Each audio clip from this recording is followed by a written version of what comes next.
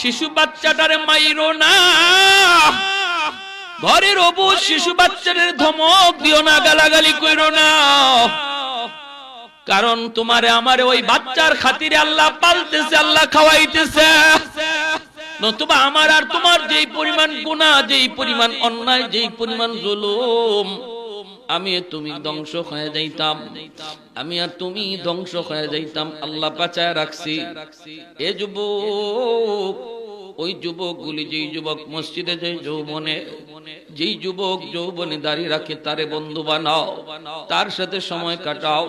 আল্লাহ তার উসিলায় জমিন টিকায় রাখছি।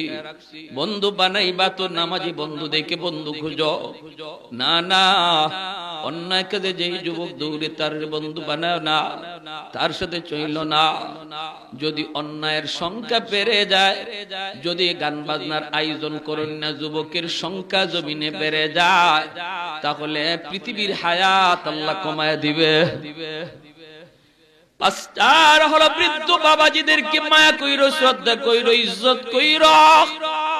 সাবধান, সাবধান, চুল দাড়ি পাকা হয়ে গেছে, ওই মুরব্বী বাবাজিদেরকে দেখলে পরে শ্রদ্ধা কইরো, সালাম দিও, ইজ্জত কইরো, চোখ লাল কইরো না, চোখ লাল কইরো না, চোখ লাল কইরো না। কারণ ওই মুরব্বী বাবা কষ্ট করে রুকু করে, এই খাতিরে আল্লাহ তোমাকে আমাকে বাঁচায় রাখছে। মুরব্বীদেরকে আল্লাহ নিজে মায়া করে, আল্লাহ নিজে মায়া করে, মুরব্বীদেরকে আল্লাহ নিজে মায়া করে।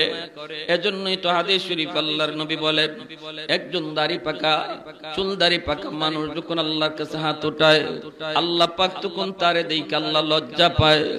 এজন্য মুরব্বীদের হাতের দোয়া আল্লাহর কাছে কবুল হয়ে যায়। মুরব্বীদের কাছ থেকে তুমি দোয়া নিবা, মুরব্বীদের দোয়ার উসিলায় আল্লাহ তোমার সামনের জীবনের পথ সুন্দর করে দিবে, ভবিষ্যৎ আল্লাহ উজ্জ্বল করে দিবে। কোন মুরব্বীর কলিজায় ব্যথা দিয়া তুমি তোমার জীবন সাজাইতে পারবা না, পারবা না। কারণ মুরব্বীর দিলের ব্যথা আল্লাহর কাছে পৌঁছে যায়, আর যদি দিল থেকে দোয়া দেয়, দোয়াটাও পৌঁছে যায়।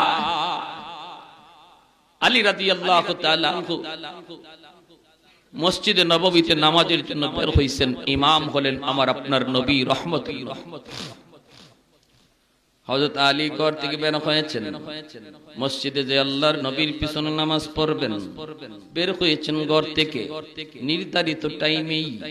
কিন্তু মসজিদে নববী যাওয়া পর্যন্ত একটা চিকন গলি আছে, গলিপথ। এই গলিপথটা এত চিকন, একজন গেলে আর একজন আইতে পারে না, আরেকজনের গায়ে টাচ লাগে, একটু সরায় যাইতে হয়। হযরত আলী রাদিয়াল্লাহু তাআলা আনহু তিনি বের হয়েছেন, গলিতে ঢোকা মাত্রই দেখেন একজন মুরব্বী মানুষ লাঠিতে বর্দিয়া কোমর তার বাঁকা হয়ে গেছে, লাঠিতে বর্দিয়া সে এই গলিপথ পার হইতেছে। এখন হযরত আলী চিন্তায় পড়ে গেলেন, আমি যদি আল্লাহর নবীকে প্রথম রাকাতেই নবীকে ধরতে হয়, তাহলে আমাকে একটু দ্রুত যাওয়া লাগবে, আর তাড়াতাড়ি গেলে এই মুরব্বী চাচাকে একটু ধাক্কা দিতে হবে, অথবা বলতে হবে একটু সাইড দেন, এতটুকু বলতে হবে। আর যদি না বলি তাহলে আমার আল্লাহ খুশি হবে। আল্লাহু আকবার। কারণ মুরব্বিকে আল্লাহ মায়া করে, আল্লাহ মায়া করে, আল্লাহ সম্মান দেয়। আল্লাহ যারে সম্মান দেয়, আমি আলীও তারে সম্মান দিব। দরকার হয় এক রাকাত নামাজ ছুটে যায়, ছুটে যাক। মুরব্বিকে আল্লাহ সম্মান দেয়, আমিও সম্মান দিব। প্রয়োজনে আমার এক রাকাত যদি নামাজ ছুটে যায়, ছুটে যাক, ছুটে যাক। এই বইলা হযরত আলী পিছনে পিছনে হাঁটতেছেন, বলেন না আমারে সাইড দেন, এই কথা হযরত আলী বলেন না। কিন্তু আল্লাহর কাছে হযরত আলীর এই আমলটা এত পছন্দ হয়েছে, নবী নামাজে দাঁড়ায় রুকুতে চলে গেছেন, রুকুতে চলে গেছেন। যেই মাত্র নবী রুকুতে গেছেন, এমনি আল্লাহ জিব্রাইলকে পাঠায় কয়, জিব্রাইল যাও আমার বন্ধুকে রুকুতে যায় বলো রুকু যেন লম্বা করি, কারণ আমার আলী এখনো নামাজে শরীক হয় না। জিব্রাইল আমিন এসে কই, মায়ার নবী গো, ওগো নবীজি মাথা তুলবেন না, ওগো নবী মাথা তুলবেন না, কারণ আপনার আলী এখনো রাস্তায়। আল্লাহ নবী নামাজের ভিতরে অবাক হয়ে গেলেন।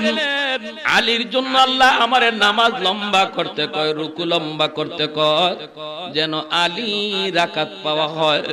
নামাজে নবীজি আর কিছু বললেন না, কথা বলা তো যায় না। নবীজি রুকু লম্বা করতেছেন, জিবরাইল আমিন নবীর পাশে দাঁড়ায় রইছেন। যেই মাত্র আলী তিনি মায়ার নবীকে আয়েশা রুকুতে পাইছেন, তখন জিবরাইল কয়, নবী গো মাথা উঠান, আপনার আলী আপনারে রুকুতে পায়া গেছে। সুবহানাল্লাহ। হায়দার তেরা না